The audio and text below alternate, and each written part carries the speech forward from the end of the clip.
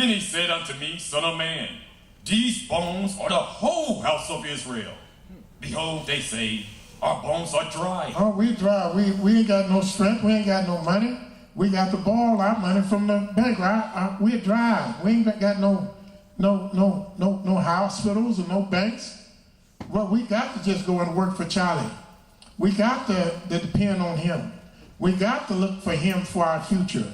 We got to allow our sons and daughters to fight in his wars. We got to take his pars and he give us what we want to teach these jobs. You know what I'm saying? He's our boss. That's Charlie. Our hope is lost. Our hope is lost. We are cut off for our parts. We're cut off from everything that makes us function as a nation. We cut off. We don't control no industries, no factories. Where's our economy? Where's our language? We don't even know who we are. We're cut off from our parts. We don't even know where we come from. We call ourselves Africans Americans because we know we come from the continent of Africa, but that's not saying our nationality because Africa is a country with many countries in it. It's a continent. So I'm not saying that by saying I'm an African American. A dog can do better than that. I had a dog, he said he's a German Shepherd.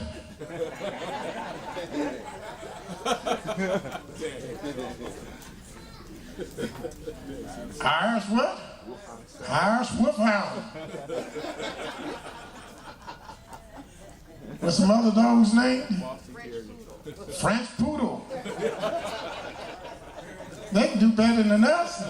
At least they're telling us where about in Europe they come from. You're a French Poodle. You're a German Shepherd. You're an Irish Wolfhound. We go, well, I'm just an African American.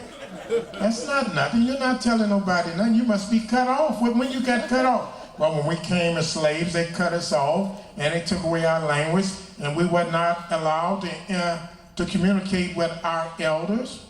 Is that right? All these things happen to you? But where's your God? Well, and what did he say about it? Well, my God, he never addressed what we're going through today. You mean there's nothing in the New Testament, in the Quran, where your God addressed what was going to happen to our people today? You mean the plight of our people was that trivial and insignificant to him that he was sleeping and didn't write one word about the plight of our people in these other books? But everything that ever happened to us, everything that will happen to us is in the Holy Scriptures. Everything. Well, I got a God, he can't tell me what's happening. Can't tell me what I'm doing over here.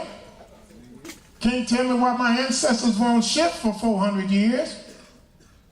Can't tell me why they changed my name. Can't tell me why they took away my culture. Can't tell me why you allowed them to rape my wives and tore and feather my sons and murder my daughters. You can't tell me why. What did I do? What was my iniquity? I had to do something. The only one that can tell and address what happened to our people is the God of Israel.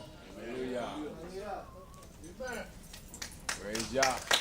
The God of Abraham, Isaac, and Jacob. The only one that can speak about the unspeakable evils, the atrocities of humanity that befell our people. The crimes that were committed against us are so great and so enormous that one man said it would make a brass monkey cry. And you mean there's not a word about who we are in your religious book? There's not a word from your spiritual teacher why we are in this condition? Not one word? Well, why? Let's turn to the book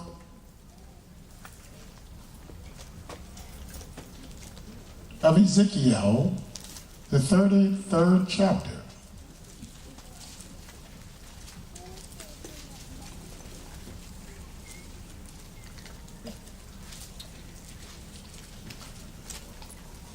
According to Ezekiel, the 33rd chapter,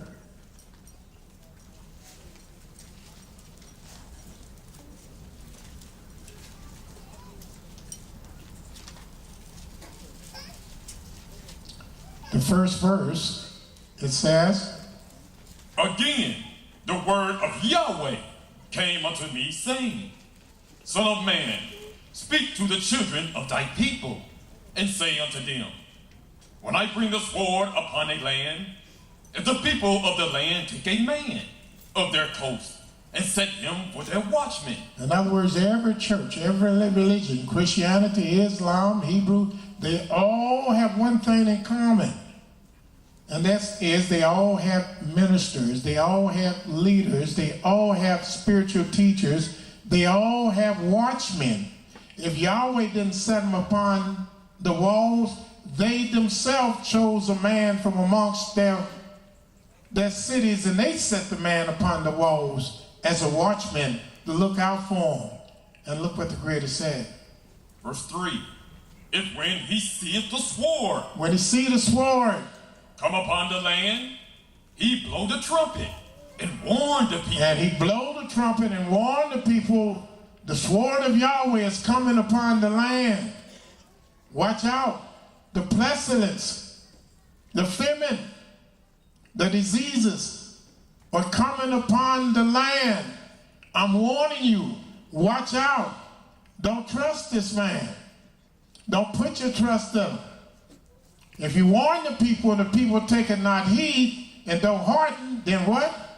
Then whosoever heareth the sound of the trumpet and taketh not warning, if the sword come and take him away, if the sword come and take him away, his blood shall be upon his own head. That's upon his own head now, because you warned him. You showed him. You were a good watchman. He heard the sound of the trumpet and took not warning. His blood shall be upon him. But if the man hear the sound of the trumpet and hear you speak, and he does not what? But if the watchman see the sword come and blow not the trumpet, and the people be not warned, if the sword come and take any person, if it come and take any person from amongst them, he is taken away in his iniquity. He's taken away in his iniquities because he was warned.